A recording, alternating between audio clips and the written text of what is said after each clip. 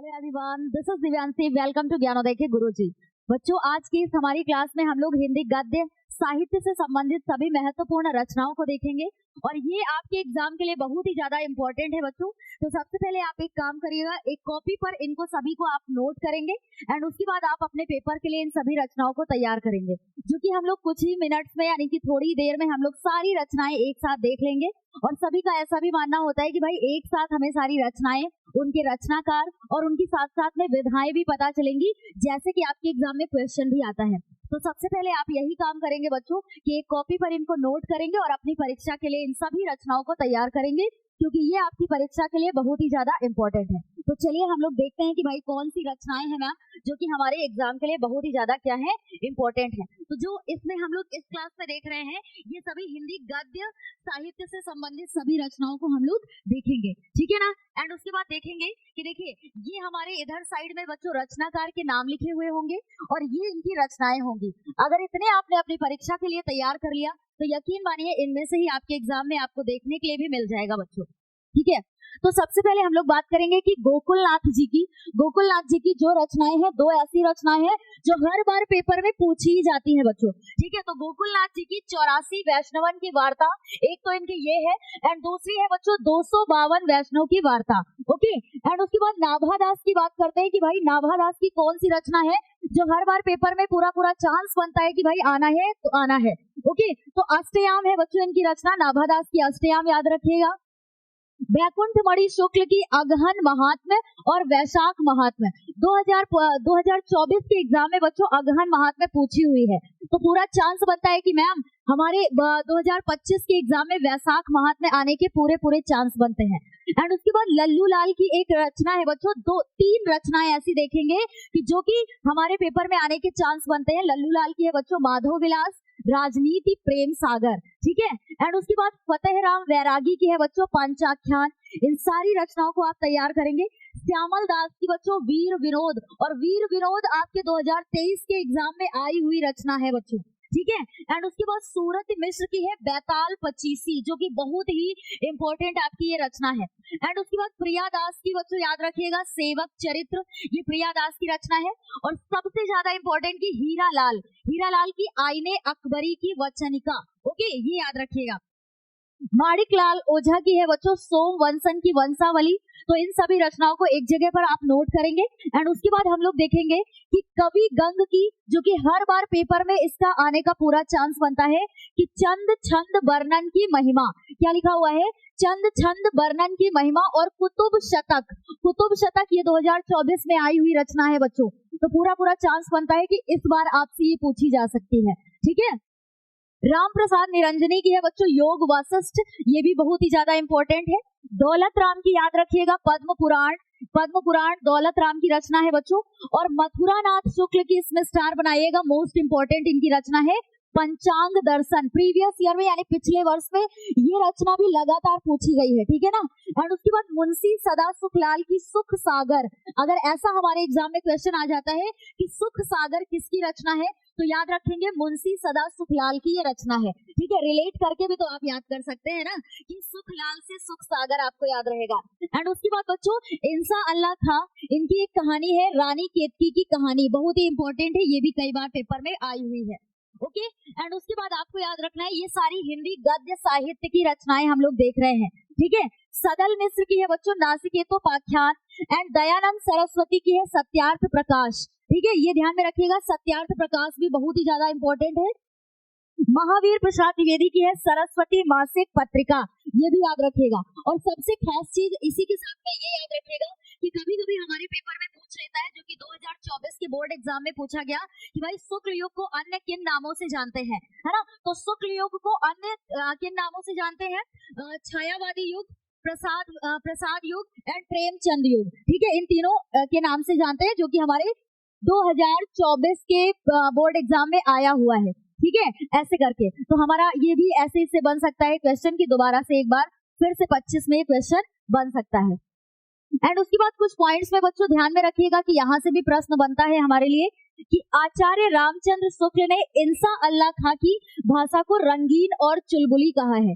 इससे प्रश्न कैसे बनेगा, अगर आपको लगे तो आप ऐसे प्रश्न बन सकता है बच्चों कि किसने इंसा अल्लाह खां की भाषा को रंगीन और चुलबुली कहा है? तो आपको याद रखना है कि आचार्य रामचंद्र शुक्ल जी ने इंसा अल्लाह खां की भाषा को रंगीन और चुलबुली कहा है। ठीक है, और एक पॉइंट है बच्चों की द्विवेदी युग का प्रवर्तक किसे माना जाता है? तो महावीर प्रसाद द्विवेदी जी को द्विवेदी युग का प्रवर्तक माना जाता है। ठीक है, यहाँ से भी क्वेश्चन बन सकता है आपका। एंड उसके बाद एक और पॉइंट है बच्चों कि शुक्ल युग की समयावधि कितनी होती है? तो 1919 से 1938 ईस्वी तक मानी जाती है। ठीक है, तो ये भी ध्यान में रखेंगे क्योंकि यहाँ से भी एक प्रश्न बनता है। एंड उसके बाद अगर हम लोग बात करते हैं कि शुक्ल युग का नाम किसके नाम पर पड़ा है ना, तो इसमें होगा भाई रामचंद्र शुक्ल, क्योंकि एक प्रश्न ऐसे बनता है बच्चों कि शुक्ल युग का नाम किसके नाम पर पड़ा, किसके महत्वपूर्ण योगदान के कारण शुक्ल युग का नाम शुक्ल युग पड़ा, तो क्या हो जाएगा भाई? आचार्य रामचंद्र शुक्ल होगा। ठीक है, ये ध्यान में रखिएगा। तो ये चीज भी हमारे लिए बहुत ही ज्यादा इंपॉर्टेंट है। इन सभी रचनाओं को एक कॉपी पर नोट करिएगा बच्चों, और जो आप इतने दिनों से चाह रहे थे कि हमें एक साथ सारी रचनाएं मिल जाए जो हमारे लिए महत्वपूर्ण है, तो इसी तरीके से सारी रचनाएं इतनी तैयार कर लीजिएगा। पूरा चांस बनता है कि इन्हीं में से रचनाएं आपको आपके एग्जाम में देखने को मिलेंगी। ओके, अब हम लोग इस तरीके से करेंगे कि शुक्ल युग के लेखक देखेंगे बच्चों, है ना, और उनकी कृति देखेंगे साथ साथ में, और साथ में ये भी देखते चलेंगे कि ये कौन सी विधा है, यानी कि कहानी है, नाटक है, एकांकी है, संस्मरण है, क्या है, ऐसे देखते चलेंगे, है ना। तो इस तरीके से हमारी तैयारी भी हो जाएगी। तो देखते हैं, शुक्ल युग में ही रामचंद्र शुक्ल का नाम याद रखिएगा बच्चों, जिनकी एक कृति है जो कि पूछी जाती है, चिंतामणि, है ना। चिंतामणि आचार्य रामचंद्र शुक्ल जी का क्या है? निबंध है। ओके, एंड उसके बाद गुलाब राय की एक रचना जो कि मोस्ट इंपॉर्टेंट है बच्चों, ठलुआ क्लब। क्या है? ठलुआ क्लब, जो कि इनका क्या है? निबंध है। ओके, तो इसको भी आप कहीं पर नोट करेंगे। एंड उसके बाद प्रेमचंद की एक रचना है बच्चों, है ना, जिसका नाम क्या है? गबन। और गबन क्या है बच्चों? उपन्यास है। मैंने हर एक क्लास में आपको बताया है कि भाई प्रेमचंद के उपन्यास गोदान, गबन, निर्मला, सेवा सदन, रंगभूमि, कर्मभूमि, इन सभी को याद रखिएगा। ठीक है, कोई भी कहीं से भी प्रश्न बन सकता है। चलें अब देखते हैं आगे। मैम शुक्ल युग के अंतर्गत ही, शुक्ल युग के अंतर्गत चतुरसेन शास्त्री, इनका नाम भी याद रखना है, और साथ साथ में इनकी एक रचना है आत्मदाह, जो कि पिछले वर्ष पेपर में पूछी गई है। और मैम आत्मदाह कौन सी विधा है? तो आत्मदाह क्या है बच्चों? उपन्यास है। ठीक है, आत्मदाह क्या है? उपन्यास है। और जयशंकर प्रसाद यानी कि शुक्ल युग के अंतर्गत ही, जिसको हम लोग छायावादी युग भी कहते हैं, ठीक है, तो शुक्ल युग के अंतर्गत ही जयशंकर प्रसाद का याद रखिएगा। इनकी एक कहानी दी हुई है बच्चों, पुरस्कार, ये भी कई बार आई हुई है पेपर में। ठीक है, तो इनको भी तैयार कीजिएगा। और उसके बाद सबसे मोस्ट इम्पोर्टेंट है कि प्रेमचंद की कहानी है बच्चों एक, क्या नाम है इसका? पंच परमेश्वर। पंच परमेश्वर खास है, लेकिन इनके साथ साथ में हमें तो मैम ये भी याद है, आपने पिछले एक क्लासेस में आपने बताया भी है कि कफन, है ना, पंच परमेश्वर, फूस की रात, ये सभी किसकी कहानियां भाई? मुंशी प्रेमचंद की। जयशंकर प्रसाद का चंद्रगुप्त, ये क्या है बच्चों? नाटक है। तो चंद्रगुप्त, स्कंदगुप्त, आजाद शत्रु, ध्रुव स्वामिनी, ये सभी जयशंकर प्रसाद जी की क्या है? नाटक है। क्लियर है यहाँ तक आप सभी को, है ना। तो अब आगे देखेंगे कि मैम अभी तक हम लोग शुक्ल युग के लेखकों के नाम, उनकी रचना और उनकी विधाएं देख रहे थे, है ना। अब किसको देखेंगे भाई? कि विभिन्न विधाओं के लेखक एवं उनकी कृति किस युग के? शुक्लोत्तर युग के। ठीक है, क्योंकि शुक्ल युग और शुक्लोत्तर युग से तो क्वेश्चन आना ही आना है आपके एग्जाम में। और आपको पता है कि आपके एग्जाम में बच्चों पूरे 10 प्रश्न आते हैं हिंदी गद्य पद्य साहित्य के इतिहास से संबंधित। तो यकीन मानिए गद्य का हम लोग आज की इस क्लास में कवर कर रहे हैं, ऐसे ही हम लोग एक कोशिश करेंगे कि आपका पद्य को भी मिलेगा, है ना, पद्य का भी ऐसे ही एक साथ आपको मिलेगा। तो शुक्लोत्तर युग में बच्चों देख लेते हैं कि भाई लेखक का नाम, इनकी रचना देखेंगे, साथ साथ में इनकी विधा भी देखते चलेंगे। ठीक है, तो हजारी प्रसाद द्विवेदी का नाम याद रखिएगा शुक्लोत्तर युग के अंतर्गत, है ना। इनकी एक रचना है बच्चों कल्पलता, जो कि बहुत ही ज्यादा इंपॉर्टेंट है और आई भी है पेपर में, कल्पलता। और मैम कल्पलता कौन सी विधा है? तो ये निबंध है, याद रखिएगा। ठीक है, पेपर में कभी कभी ऐसे बन जाता है कि भाई कल्पलता हिंदी की मतलब ये कौन सी विधा है, तो आपको याद रखना है कि निबंध है। एंड सबसे फिर इंपॉर्टेंट है एक बच्चों जैनेन्द्र कुमार, किसके अंतर्गत आते हैं? शुक्लोत्तर युग के अंतर्गत। ठीक है, शुक्लोत्तर युग के अंतर्गत जैनेन्द्र कुमार, जिनकी रचना है जड़ की बात। और जड़ की बात ये क्या है बच्चों? निबंध है इनका। ठीक है। और यशपाल का है बच्चों, यशपाल का झूठा सच, और ये इसमें भी डबल स्टार बनाइएगा, बहुत इंपॉर्टेंट है। और ये एक बार नहीं बल्कि कई बार पेपर में आई हुई है कि झूठा सच किसकी रचना है। कभी कभी ऐसे पूछ लिया है कि ये कौन सी विधा है, तो भाई क्या है, ये उपन्यास है। ठीक है, तो याद रहेगा झूठा सच यशपाल जी का उपन्यास है। ओके, एंड उसके बाद हम लोग शुक्लोत्तर युग में ही बात करेंगे कि भगवती चरण वर्मा भूले बिसरे चित्र, ये इनकी एक रचना है। और ये रचना भूले बिसरे चित्र, ये कौन सी विधा है बच्चों, ये उपन्यास है। ठीक है, उपन्यास है। और मैम इससे हमारे एक ही प्रश्न नहीं तैयार हो रहे हैं, बल्कि पता है क्या कि हमें शुक्लोत्तर युग के सभी लेखकों के नाम भी याद हो रहे हैं। अभी लेखक के नाम भी देखे थे, साथ साथ में उनकी रचना देखी, उसी के साथ में उनकी विधाएं भी देखी। ऐसे ही हम लोग शुक्लोत्तर युग के देख रहे हैं, ये लेखकों के नाम है, ये इनकी रचनाएं हैं, और ये यहाँ पर इनकी विधाएं दी हुई हैं कि ये है क्या। ऐसे ही शुक्लोत्तर युग में राजेंद्र यादव का नाम याद रखिएगा बच्चों, इनकी एक रचना है जो कई बार पूछी है, प्रतीक्षा। ठीक है, और ये पूछी भी जा सकती है आगे भी कि प्रतीक्षा, ये इनकी क्या है बच्चों, कहानी है।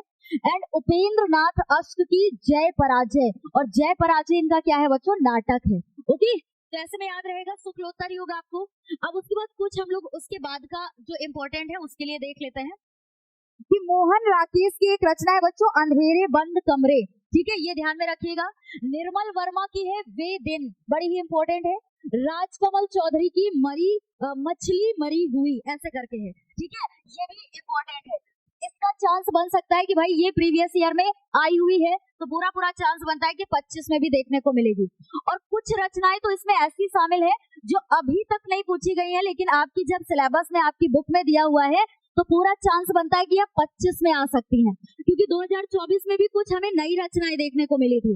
वैसे ही हो सकता है इस बार भी होगा 25 में, तो ऐसा नहीं होगा मैम, हमें सारी पढ़ी हुई रचनाएं मिलेंगी, क्योंकि हम लोग इन सारी रचनाओं को तैयार करेंगे। और आपको ऐसा करना है बच्चों, बिल्कुल इनको छोड़िएगा नहीं, बिल्कुल स्किप ना कीजिएगा। कमलेश्वर की एक याद रखिएगा, डाक बंगला। ठीक है, डाक बंगला ये किसकी है, कमलेश्वर की है। उसके बाद गंगा प्रसाद विमल की है अपने से अलग, ये भी बड़ी इंपॉर्टेंट है। नरेश मेहता की याद रखिएगा, यह पथ बंधु था। और मान लीजिए आपके पेपर में आ जाए कि यह पथ बंधु था, ये किसकी रचना है, तो आप क्या बोलेंगे, नरेश मेहता की रचना है। ओके, एंड उसके बाद श्रीलाल शुक्ल, ये प्रीवियस ईयर में आई हुई है, 2024 में आया था कि भाई राग दरबारी किसकी रचना है। ठीक है, क्या आया था कि राग दरबारी किसकी रचना है।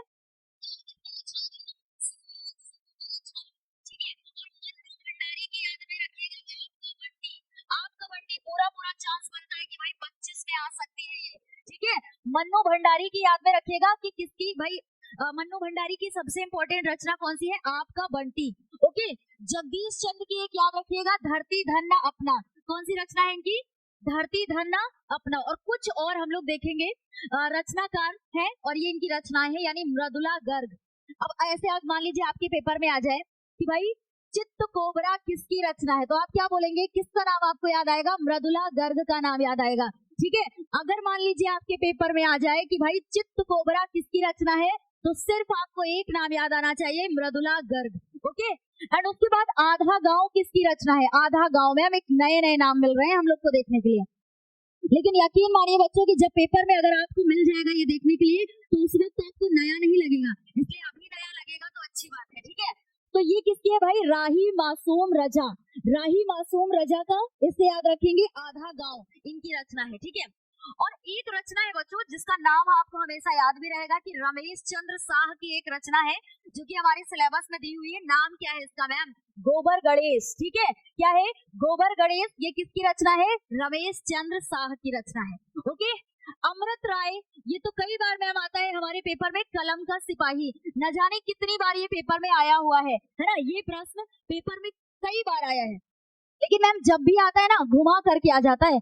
कलम का सिपाही किसकी रचना है, तो हम लोग बोलेंगे ये अमृत राय की रचना है। और अगर ऐसा प्रश्न आ जाए कि कलम का सिपाही किसकी जीवनी है, तो हम लोग क्या बोलेंगे, ये मुंशी प्रेमचंद जी की जीवनी है। और अगर ऐसा प्रश्न आ जाए कि कलम का सिपाही कौन सी विधा है, तब हम लोग क्या बोलेंगे कि ये जीवनी है। ठीक है ना, तो तीन प्रश्न हमारे कलम के सिपाही से बन करके आते हैं, तो इसलिए तीनों प्रश्न का उत्तर याद रखिएगा। ओके, तो अमृत राय की रचना कौन सी है, कलम का सिपाही। ओके, एंड उसके बाद रामविलास शर्मा, रामविलास शर्मा की एक रचना याद रखिएगा, निराला की साहित्य साधना। और निराला की साहित्य साधना में आप कंफ्यूज नहीं होंगे, पता है क्यों, क्योंकि जब ऐसे आता है ना पेपर में कि निराला की साहित्य साधना, तो बच्चे किसका नाम याद करते हैं? सूर्यकांत त्रिपाठी निराला की रचना होगी, जबकि ये गलत हो जाएगा। निराला की साहित्य साधना किसकी रचना है? रामविलास शर्मा की रचना है बच्चों, और ये आपके पेपर में आई हुई है, पूछी हुई रचना है। पांडे बेचन शर्मा उग्र की रचना है अपनी खबर, है ना, अपनी खबर, ये किसकी रचना है? पांडे बेचन शर्मा उग्र की है। हरिवंश राय बच्चन की ये रचना याद रखिएगा बच्चों, क्या भूलूं क्या याद करूं, और नीड़ का निर्माण फिर, ये इनकी आत्मकथाएं हैं बच्चों, ठीक है, ये इनकी क्या है? आत्मकथा है, ये भी याद रखिएगा। अब उसके बाद हम लोग कुछ इनकी विधा एक साथ में देख लेते हैं कि रचनाकार देखेंगे और ये यहाँ पर रचनाएं देखेंगे और कुछ इनकी विधा देखेंगे साथ में। और अगर हिंदी गद्य साहित्य में आपने इतनी रचनाएं तैयार कर ली ना, तो बस मान के चलिए कि आपको इन्हीं में से पेपर में मिलेंगी देखने को, ठीक है। तो किशोरीलाल गोस्वामी की रचना है बच्चों एक इंदुमती, क्या है? किशोरीलाल गोस्वामी की एक रचना है इंदुमती। और मैम ये कौन सी विधा है? तो याद रखिएगा मेरे बच्चों, ये हिंदी की प्रथम कहानी है। क्या है? हिंदी की प्रथम कहानी। और अगर ऐसा प्रश्न आ जाए कि हिंदी की प्रथम कहानी कौन सी है, तो आप क्या बोलेंगे? इंदुमती। किसके द्वारा लिखी गई है?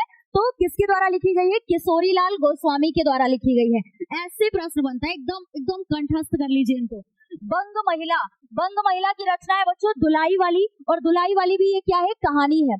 तो बंग महिला की एक कहानी है जिसका नाम है दुलाई वाली। और आपको याद आया, मैंने एक क्लास में भी आपको बताया था कि भाई बंग महिला का वास्तविक नाम क्या होता है? तो राजेंद्र बाला घोष। याद रखिएगा कि कभी कभी ऐसा पूछ लेता है कि बंग महिला का वास्तविक नाम क्या है, तो आप क्या बोलेंगे? राजेंद्र बाला घोष। ओके। एंड उसके बाद है कि आचार्य रामचंद्र शुक्ल, इनकी एक कहानी है बच्चों, आचार्य रामचंद्र शुक्ल की कहानी है। और कौन सी कहानी है मैम? 11 वर्ष का समय, ठीक है, बहुत इंपॉर्टेंट है, बहुत ही ज्यादा इंपॉर्टेंट है बच्चों। तो हम चाहते हैं कि हमारे बच्चे बिल्कुल पेपर में रचनाएं तो उनकी गलत ही नहीं होनी चाहिए, ठीक है, लेकिन इसके लिए इतनी मेहनत तो आपको करनी होगी। देवेंद्र सत्यार्थी की है बच्चों एक भेंट वार्ता, ठीक है, भेंट वार्ता, जिसका नाम क्या है? कला के हस्ताक्षर, ठीक है। अब जब जाहिर सी बात है किसी से मुलाकात करेंगे, भेंट वार्ता करेंगे, तो हस्ताक्षर भी करेंगे, ऐसे याद रख लीजिएगा। तो कैसे याद रहेगा कि कला के हस्ताक्षर, ये भेंट वार्ता है किसकी है? देवेंद्र सत्यार्थी की। श्रीनिवास दास की, ठीक है, श्रीनिवास दास का बच्चों एक प्रथम उपन्यास किसे माना जाता है? परीक्षा गुरु। बहुत ही ज्यादा महत्वपूर्ण है बच्चों, ये महा महत्वपूर्ण प्रश्न है, कई बार आया है। हिंदी का प्रथम उपन्यास, तो याद रखेंगे बच्चों क्या है? परीक्षा गुरु। किसके द्वारा लिखा गया है? श्रीनिवास दास जी के द्वारा लिखा गया है, कई बार पेपर में आया हुआ है। बालकृष्ण भट्ट की बालकृष्ण भट्ट का उपन्यास है जिसका नाम है नूतन ब्रह्मचारी, ठीक है, नूतन ब्रह्मचारी याद रखिएगा। देवकी नंदन खत्री की क्या है? चंद्रकांता संतति और भूतनाथ, ये इनके उपन्यास हैं। और एक बात आपसे बोलना चाहेंगे कि आपको लगता है कि मैम ये रचनाएं इतनी सारी याद नहीं होती हैं, कैसे इनको तैयार करें? तो इतना वक्त आपके पास है कि एक कॉपी पेन पर इनको नोट कीजिए, बिल्कुल अच्छे से नोट कीजिए, उनको छोटा छोटा करके भी लिख सकते हैं। और 4-5 दिन लगातार सुबह उठिए तो सबसे पहले इन रचनाओं को देखिए, है ना, सबसे पहले आप 4-5 दिन ऐसा करके देख लीजिए, आपको एकदम ये याद ना हो जाए तो कहना आप, है ना, बस इतना ही काम करिएगा कि इनको कहीं पर नोट कर लीजिएगा। और 4-5 दिन लगातार इनको उठ करके सुबह सबसे पहले उठ करके एक बार रचनाओं पर नजर डाल लीजिए, और आपको ये बिल्कुल याद हो जाएंगी। और बच्चों इन्हीं से आपको पेपर में क्वेश्चन भी मिल जाएगा, ठीक है। अब थोड़े से ही कुछ और देख लेते हैं कि गोपाल दास गहमरी की नए बाबू, और पता है नए बाबू पेपर में आई हुई है, तो मैम गोपाल दास गहमरी की है, तो हमारा चांस बनता है कि 2025 में चतुर चंचला भी पूछा जा सकता है, चतुर चंचला, है ना। तो अगर ऐसा क्वेश्चन आ जाए कि चतुर चंचला किसकी रचना है, तो हम लोग क्या बोलेंगे? गोपाल दास गहमरी की है। कौन सी विधा है? तो ये कौन सी विधा है भाई? ये उपन्यास है, ठीक है। और तारा, सुल्ताना, सोना और सुगंध, ये उपन्यास है, किसके उपन्यास है? किशोरीलाल गोस्वामी के। इसमें भी स्टार बनाइएगा, बिल्कुल इसको भी याद कर लीजिएगा। और मैम मुंशी प्रेमचंद जी के ये उपन्यास है, कौन कौन से? गोदान, गबन, निर्मला, सेवा सदन, रंगभूमि, कर्मभूमि, है ना, सारे लिखे हैं ना, सारे लिखे। तो इन सभी को याद कर लीजिएगा, कोई एक आपके पेपर में आ सकता है, ठीक है, कोई भी एक आ सकता है। तो बिल्कुल ऐसे लय में ही याद करेंगे इनको। गोदान, गबन, निर्मला, सेवा सदन, रंगभूमि, कर्मभूमि, ये सभी क्या है? उपन्यास है। किसके उपन्यास है? मुंशी प्रेमचंद के। ओके। एंड उसके बाद उपन्यास से ही मैम आ जाता है कि जयशंकर प्रसाद के उपन्यास बताइए। तो जयशंकर प्रसाद के उपन्यास है कंकाल, तितली, इरावती, है ना, ये इनके क्या है? उपन्यास है। जैनेन्द्र के याद रखिएगा त्यागपत्र, परख, सुनीता, ये इनके क्या है उपन्यास है। ओके, और पता है आपको 2024 में आया था एक पेपर, 2024 में ये मतलब पेपर में ये प्रश्न आया था कि भाई जहाज का पंछी किसकी रचना है, ऐसा आया था। तो भाई उसमें इसका सही आंसर क्या होगा, इलाचंद जोशी, यानी कि जहाज का पंछी किसकी रचना है, इलाचंद जोशी की है। तो मैम इस बार हो सकता है कि हमारे पेपर में घुमा करके क्वेश्चन आ जाए, ऐसा पूछ ले कि जहाज का पंछी कौन सी विधा है, तो हम लोग क्या बोलेंगे ये उपन्यास है। या हो सकता है कि इलाचंद जोशी का घृणापथ भी पूछ ले। तो जहाज का पंछी और घृणापथ ये उपन्यास है, किसका उपन्यास है, इलाचंद जोशी का उपन्यास है। और एक और याद रखिएगा बच्चों की अज्ञेय, जिनका कभी कभी पूरा नाम भी पूछ लेता है कि सच्चिदानंद हीरानंद वात्स्यायन अज्ञेय, ठीक है। तो अज्ञेय का एक उपन्यास है बच्चों, क्या है ये, शेखर एक जीवनी और नदी के द्वीप, ठीक है। तो शेखर एक जीवनी और नदी के द्वीप ये इनकी क्या है उपन्यास है। अब कुछ नाटक हम लोग देख लेते हैं फटाफट से। जयशंकर प्रसाद के नाटक याद रखिएगा, जैसे अभी जयशंकर प्रसाद के आपने उपन्यास ध्यान में रखे थे ना कि जयशंकर प्रसाद के उपन्यास हो गए कंकाल, तितली, इरावती, वैसे ही जयशंकर प्रसाद के नाटक याद रखिएगा, चंद्रगुप्त, स्कंदगुप्त, ध्रुव स्वामिनी और एक और ऐड कर लीजिएगा अजातशत्रु, ये इनके क्या है नाटक है। लक्ष्मी नारायण मिश्र के नाटक है बच्चों अशोक, सिंदूर की होली, राजयोग। और सिंदूर की होली 2024 के सेट में आया हुआ क्वेश्चन है बच्चों, यही क्वेश्चन आया था, सिंदूर की होली किसकी रचना है ना, ऐसे करके आया था। मुझे तो प्रश्न भी याद है कि सिंदूर की होली के नाटककार कौन है ना, सिंदूर की होली नाटक के नाटककार कौन है, तो इस तरीके से आया था। तो मैम हो सकता है कि इस बार राजयोग या फिर अशोक पूछ सकता है ना, तो ये भी याद रखिएगा अशोक या राजयोग या सिंदूर की होली किसके नाटक है, लक्ष्मी नारायण मिश्र के नाटक है बच्चों, है ना। उदय शंकर भट्ट के विक्रमादित्य सागर विजय, ये भी इनके क्या है नाटक है। और सबसे ज्यादा इंपॉर्टेंट है कि मैम ये वाला आया था स्वर्ग की झलक आया था 2024 में। तो हो सकता है कि स्वर्ग की झलक, लक्ष्मी का स्वागत, अलग अलग रास्ते, ये भी पूछा जा सकता है। तो ये याद रखिएगा ये उपेंद्र नाथ अस्त के क्या है नाटक है। किसके नाटक है भाई, उपेंद्र नाथ अस्त के ये क्या है नाटक है। तो इनको भी तैयार कर लेंगे। अन्य नाटक में भी देख सकते हैं कि मैम जैसे उपन्यास कई सारे मतलब पूछ लेते हैं, उनसे क्वेश्चन आ जाता है, तो वैसे ही आपसे नाटक का भी एक पूछा जा सकता है कि सेठ गोस्वामी दास का है बच्चों विकास, सेवापथ, अमीरी और गरीबी। मान लीजिए आपके पेपर में क्वेश्चन आ जाए कि सेवापथ किसकी रचना है ना, या सेवापथ कौन सी विधा है, तो ये नाटक है ना। और किसका नाटक है, सेठ गोविंद दास का नाटक है। ओके, राम कुमार वर्मा का है अभिशाप, चित्तौड़ की चिंता, ये इनका नाटक है। एंड जगदीश चंद्र माथुर का कोणार्क, शारदिया, ये इनका क्या है भाई नाटक है। और सबसे इंपॉर्टेंट है बच्चों की मोहन राकेश, ये भी आया है कई बार में कि भाई मोहन राकेश के नाटक का नाम याद रखिएगा। एक तो है आधे अधूरे और लहरों के राजहंस, दोनों के दोनों बहुत ही महत्वपूर्ण है, ठीक है। दोनों के दोनों महत्वपूर्ण है क्योंकि प्रीवियस ईयर में लहरों के राजहंस भी कई बार पूछा गया है कि लहरों के राजहंस के मतलब ये इसके रचनाकार कौन है, तो याद रखेंगे मोहन राकेश। और इनकी कौन सी ये विधा है, तो ये नाटक है। तो याद रहेगा आधे अधूरे, लहरों के राजहंस, ये मोहन राकेश के क्या है भाई नाटक है। ओके, एंड उसके बाद आप एकांकी देख लेते हैं कुछ जो हमारे लिए इंपॉर्टेंट है। तो राम कुमार वर्मा की एकांकी याद रखिएगा दीपदान, रेशमी टाई, ठीक है, रेशमी टाई ये एकांकी है। और एक प्रीवियस ईयर में आया था कि भाई तौलिए, ऐसे करके आया था, तौलिए कौन सी विधा है, तो तौलिए क्या है एकांकी है, लेकिन किसका है उपेंद्रनाथ अष्ट का, ठीक है। जैसे अभी देखा था ना एक जय पराजय किसकी रचना है, तो उपेंद्रनाथ अष्ट की। तो वैसे ही याद रखिएगा बच्चों तौलिए, अंधी गली, तौलिए और अंधी गली, है ना, ये एकांकी है, किसकी है उपेंद्रनाथ अष्ट की। और उसके बाद एकांकी में है याद रखिएगा प्रतिभा का विवाह, कारवां, तांबे के कीड़े और सीकों की गाड़ी, ये किसके है भाई भुवनेश्वर प्रसाद मिश्र। अब सोचिए एक ही क्लास में एक ही वीडियो में आपको हिंदी गद्य की सारी रचनाएं मिल गई। और यकीन मानिए बच्चों की जब बुक में हम लोगों ने देखा तो उसमें से एक भी रचना को स्किप नहीं किया ताकि इसमें से कोई भी हमारे बच्चों से पूछी जा सकती है। और इतना पर्याप्त समय हमारे बच्चों के पास है कि अगर 4-5 दिन लगातार एक घंटा भी अगर इनको दे देंगे बच्चे, तो सारी रचनाएं बच्चे अपने तरीके से तैयार कर लेंगे। लक्ष्मी नारायण मिश्र की याद में रखिएगा बच्चों प्रलय के पंख पर, एक दिन, कावेरी में कमल और नारी का रंग, ये इनकी क्या है एकांकी है, ठीक है।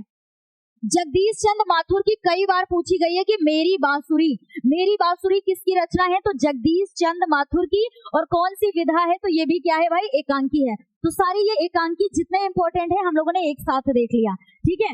विपिन कुमार अग्रवाल की है बच्चों तीन अपाहिज। अब मान लीजिए आपके पेपर में आ गया क्वेश्चन कि तीन अपाहिज कौन सी विधा है या किसकी रचना है, तो आपको तो उस वक्त यही लगेगा अरे मैम ये तो ऐसी रचना थी जो आज तक कभी पूछी नहीं थी, एकदम नए प्रश्न आ गए, न जाने कहां से आ गए। लेकिन वो कहीं अलग से नहीं होते हैं, वो कहीं अलग से नहीं होते हैं, है ना, वो हमारी ही बुक के होते हैं। लेकिन बस फर्क होता है कि हमें चीजें समय पर पता नहीं चलती हैं। इसलिए ये जितने भी रचनाएं आपको बताई गई हैं ये सारी आपके सिलेबस से हट के नहीं है बच्चों, ठीक है। तो विपिन कुमार अग्रवाल की याद रखिएगा तीन अपाहिज, कूड़े का पीपा, है ना, और रेल कब आएगी। ये आपको उस वक्त नया नहीं लगने चाहिए नाम, ठीक है ना। अब हम लोग कुछ इनके रेखा चित्र देख लेते हैं। महादेवी वर्मा का रेखा चित्र, अतीत के चलचित्र भी काफी ज्यादा कई बार पूछा गया है। और स्मृति की रेखाएं ये इनके रेखा चित्र हैं बच्चों, ठीक है। और सबसे इंपॉर्टेंट है मैम कन्हैयालाल मिश्र प्रभाकर की, जिनको आपने कितने बार इनकी कई सारी रचनाएं बताई। एक पहली रचना हो गई जिंदगी मुस्कुराई, दूसरी रचना हो गई बाजे पायलिया के घुंघरू, फिर तीसरी रचना हो गई महके आंगन चहके द्वार, है ना, ऐसे करके। तो और फिर उसके बाद ये इनका क्या है बच्चों, ये सारे रेखा चित्र हैं। तो जिंदगी मुस्कुराई, बाजे पायलिया के घुंघरू और महके आंगन चहके द्वार, ये किसकी रचना है? कन्हैयालाल मिश्र प्रभाकर की, ओके। और राम वृक्ष बेनीपुरी का संस्मरण याद रखिएगा, माटी की मूर्तें नील के पत्थर। और कन्हैयालाल मिश्र प्रभाकर का ही संस्मरण है बच्चों, भूले हुए चेहरे, दीप जले शंख बजे, माटी हो गई सोना। और माटी हो गई सोना बोले तो 2024 में आया था मैम, है ना, 2024 में आया था कि माटी हो गई सोना के रचनाकार का नाम बताइए, है ना। तो याद रखेंगे भाई कि मैम कन्हैयालाल मिश्र प्रभाकर की तो कई सारी रचनाएं हमें याद रहेंगी। भूले हुए चेहरे, दीप जले शंख बजे, माटी हो गई सोना, जिंदगी मुस्कुराई, बाजे पायलिया के घुंघरू, महके आंगन चहके द्वार, ये सारी रचनाएं किसकी है भाई? कन्हैयालाल मिश्र प्रभाकर की हैं। लेकिन जो रेखा चित्र थे उनको अलग देखा हम लोगों ने, और जो संस्मरण थे उनको हम लोगों ने अलग देख लिया, ठीक है। तो इनको भाई स्किप ना कीजिएगा। और दो और अन्य सबसे इंपॉर्टेंट है बच्चों कि अज्ञेय का, जिनका पूरा नाम बोले तो सच्चिदानंद हीरानंद वात्स्यायन अज्ञेय, लिखि कागद कोरे, है ना, ये इनका क्या है? संस्मरण है। और माखनलाल चतुर्वेदी समय के पांव, ये भी इनका क्या है बच्चों? संस्मरण है, ठीक है। तो इस तरीके से हम लोग क्या करेंगे कि भाई हम लोगों ने सारी हिंदी गद्य की रचनाएं देख ली। और इसमें थोड़ी सी आपको और याद रखना है कि मैम जिनसे हमेशा पूछा जाता है क्वेश्चन में कि मेरी लद्दाख यात्रा और यात्रा के पन्ने रूस में 25 मास, यात्रा वाले यानी प्रसिद्ध यात्रा साहित्यकार के रूप में भाई किसे जाना जाता है? तो राहुल साकृत्यायन जी को जाना जाता है। इनकी रचनाएं भी पहचानना मैम बड़ा ही आसान होता है। मेरी लद्दाख यात्रा, यात्रा के पन्ने, रूस में 25 मास, है ना, सारी यात्रा वाली इनकी रचनाएं होती हैं अधिकतर, ठीक है। और अज्ञेय की एक भाई रचना है अरे यायावर रहेगा याद, ये याद रखिएगा, ठीक है। प्रभाकर माचवे की एक रचना याद रखिएगा, गोरी नजरों में हम। उस वक्त आपको ये नया ना लगे भाई, गोरी नजरों में हम, ये किसकी रचना है? प्रभाकर माचवे की रचना है, ठीक है। राम वृक्ष बेनीपुरी की रचना है, पैरों में पंख बांधकर उड़ते चलो, ये किसकी रचना है? राम वृक्ष बेनीपुरी की है, ठीक है। और ये वाली भी रचनाएं कई बार आई हुई है पेपर में, पैरों में पंख बांधकर। और एक और अन्य रचना है उड़ते चलो, ठीक है। और ये वाली जो रांगेय राघव की एक रचना है बच्चों, तूफानों के बीच। तूफानों के बीच एक आप मॉडल पेपर या कोई भी सेट उठा करके देखेंगे तो ये 2024 में आया हुआ है बोर्ड एग्जाम में कि तूफानों के बीच किसकी रचना है? तो ये रांगेय राघव की रचना है, ठीक है। विवेकी राय का याद रखिएगा, बाढ़ बाढ़ बाढ़, ठीक है, ऐसे करके। अगर हमारे मान लीजिए 2025 में एक क्वेश्चन आ जाता है कि भाई बाढ़ बाढ़ बाढ़ ये किसकी रचना है, तो आप क्या बोलेंगे? विवेकी राय की रचना है, ठीक है। तो यहाँ तक हम लोगों ने हिंदी गद्य साहित्य की सभी महत्वपूर्ण रचनाओं को देख लिया, है ना। इनको क्या करिएगा बच्चों कि एक कॉपी पर नोट कीजिएगा, एक पेपर पे नोट कर लीजिएगा, अपनी तैयारी को बेहतर बनाइएगा, है ना। कैसे बना सकते हैं मैम, इनको कैसे हम लोग याद रख सकते हैं? क्योंकि 10 नंबर आपके लिए बहुत मायने रखते हैं बच्चों, और 10 नंबर आपका गद्य पद्य साहित्य के इतिहास से आते हैं।